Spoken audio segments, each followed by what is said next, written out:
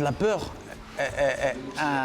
elle est indispensable pour un athlète, surtout un combattant. Elle est là. Maintenant, c'est la peur de quoi? Si on a peur de prendre des coups, c'est qu'on n'a rien à faire dans un ring, c'est qu'on n'a rien à faire dans une cage. Si on a peur de perdre, oui, là c'est notre place, parce que tout le monde a peur de perdre. L'état d'esprit dans lequel on doit être pour entrer dans une cage face à un inconnu et potentiellement être prêt à accepter qu'on va ressortir peut-être les jambes en avant, c'est tout simplement se dire que c'est parti, j'ai plus le choix, c'est lui ou moi.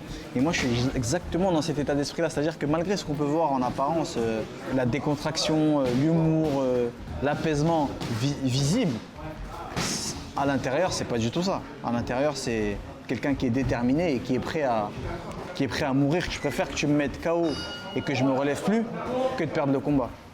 Ça c'est la détermination. Souvent il y a l'expression on va faire la guerre, mais c'est pas qu'une expression, c'est vraiment ça. Il faut vraiment se mettre en mode guerrier et savoir que là, celui qui va sortir, c'est l'un ou l'autre. C'est ça, être un gladiateur des temps modernes finalement. Mentalement, il faut prêt à aller, comme je dis souvent, sous l'eau, dans les eaux profondes. Celui qui est prêt à aller sous l'eau dans les eaux profondes, c'est celui qui s'est mis sous l'eau dans l'entraînement. C'est-à-dire l'entraînement, normalement, il doit être plus difficile que le combat. Quand je prends un coup, je vois qu'il arrive et que c'est trop tard, je vais l'accompagner. Ce qui fait qu'en fait, le coup, finalement, il va pas me faire mal. Il n'y aura pas d'opposition à ce coup-là. Maintenant, comment on se prépare psychologiquement à potentiellement prendre des coups dans la cage? Première des choses, il ne faut pas avoir peur de prendre des coups.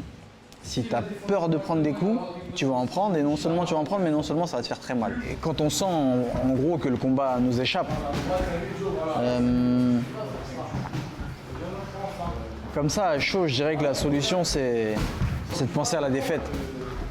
C'est de penser à la défaite et se dire que là, je suis en train de perdre. Un de mes coachs me répète souvent quand il voit que l'adversaire il marque un peu trop de points, dans le coin, il me dit pense à tel combat. Un combat où je suis vraiment passé à côté, où j'étais très déçu. Ou alors il dit là, on est en train de perdre. Tout ce que je veux pas, ben, c'est en train d'arriver. Et là, il faut se remettre en mode guerrier pour pouvoir renverser la balance. Avant le combat, des petits rituels, j'en ai pas. Un casque de musique dans les oreilles, non, sûrement pas. C'est pas ce que je fais. Je suis plus du genre à... Il y a un stress, forcément, il y a un stress. Mais moi, mon exutoire, ça va être l'humour.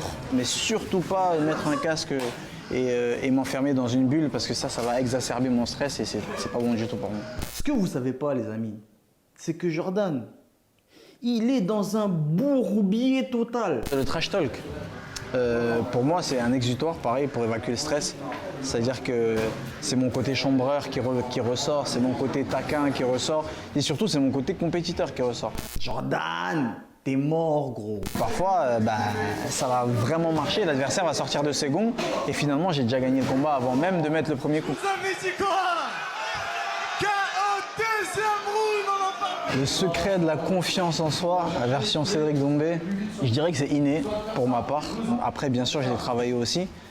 Derrière, il y a de gros sacrifices qui sont faits, des entraînements. Il y a vraiment un mental qui a été forgé par les victoires qui font que je suis ce que je suis aujourd'hui. Je m'inflige toutes les souffrances possibles à l'entraînement pour pouvoir arriver sans regret dans la cage.